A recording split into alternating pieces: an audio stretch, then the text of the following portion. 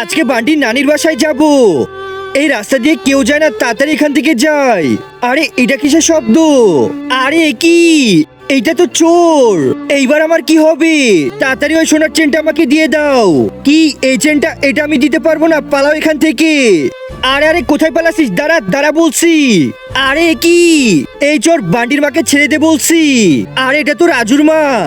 বান্টির মা তুমি পিছনে গিয়ে দাঁড়াও, এইবার দেখো আমি এই চোরের সাথে কি করি।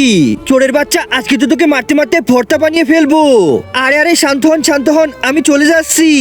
এইবার চোরটা মজা বুঝবে। তো বন্ধুরা, এরপরে যা হলো তা দেখলে আপনারা অবাক হয়ে যাবেন, কিন্তু তা দেখার আগে একজন মা কতটা আপন হয় যাদের মা নাই তাদেরকে জিজ্ঞেস করো। তাই আজকে যারা মাকে ভালোবাসো তারা একটি লাইক আর একটি সাবস্ক্রাইব করে দাও, আর যদি না ভালোবাসো তাহলে এই ভিডিওটা থেকে দূরে থাকো। তুই আমাকে ভয় দেখাস, এই নে। আরে এইটা কি হলো? পালাও এখান থেকে।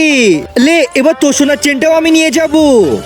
বান্টির মাকে বাঁচাতে গিয়ে আমার সোনার চেনটাও চুরি হয়ে গেল।